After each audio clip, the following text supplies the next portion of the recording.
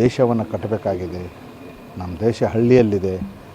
ಎಲ್ಲಿವರೆಗೆ ಹಳ್ಳಿಗಳಲ್ಲಿ ಇಂಡಸ್ಟ್ರಿ ಬರಲ್ಲೋ, ಮೂಲ ಸೌಕರ್ಯಗಳು ಬರಲ್ಲೋ, ಇನ್ಫ್ರಾಸ್ಟ್ರಕ್ಚರ್ ಬರಲ್ಲೋ, ಅಲ್ಲಿವರೆಗೆ ದೇಶ ಸುಧಾರಿಸಲ್ಲ ಅಂತ ನಮಗೆ ವಿಶ್ವೇಶ್ವರಯ್ಯನವರು ಹೇಳಿದ್ದಾರೆ. ಭಾಳ ಸಲ ಒತ್ತು ಕೊಟ್ಟಿದ್ದಾರೆ. ಬರೀ ನೇಷನ್ ಬಿಲ್ಡಿಂಗ್ ಅಂದರೆ ಎಮೋಷ್ನಲ್ ಬಿಲ್ಡಿಂಗ್ ಆಫ್ ಹಾರ್ಟ್ಸ್ ಅಷ್ಟೇ ಅಲ್ಲ,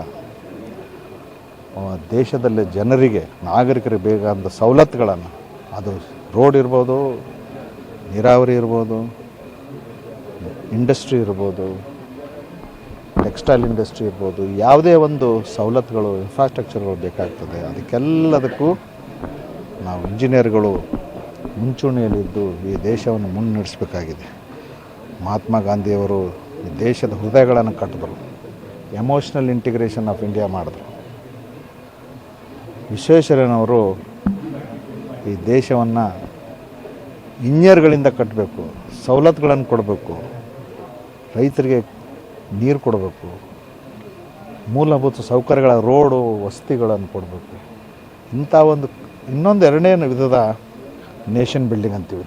this is called the nation building in terms of the facilities to the citizens. ಹಾಗೆ ನಮ್ಮ ದೇಶ ಬರೀ ಒಂದು ದೇಶ ಆಗಿ ಒಂದು ಬಾರ್ಡರ್ ಕ್ರಿಯೇಟ್ ಮಾಡಿದ್ರೆ ದೇಶ ಆಗೋದಿಲ್ಲ.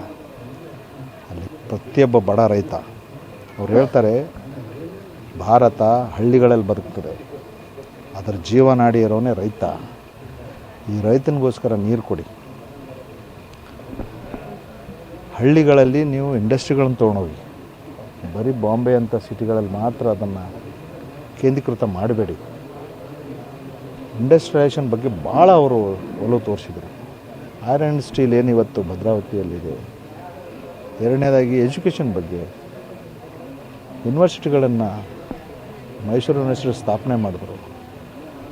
ಯಾಕಂದರೆ ಅವರಿಗೆ ಒಂಥರ ಪುಣೆ ಇಂಜಿನಿಯರಿಂಗ್ ಕಾಲೇಜಲ್ಲಿ ಓದಿದ್ರು ಕೂಡ ಈ ಬ್ರಿಟಿಷರ್ ಒಡನಾಟ ಜಾಸ್ತಿಯಾಗಿ ಅವ್ರ ಬಗ್ಗೆ ಅವ್ರದ್ದು ಒಳ್ಳೆತನನ ಕಲ್ತ್ಕೊಂಡಿದ್ರು. Discipline, time sense,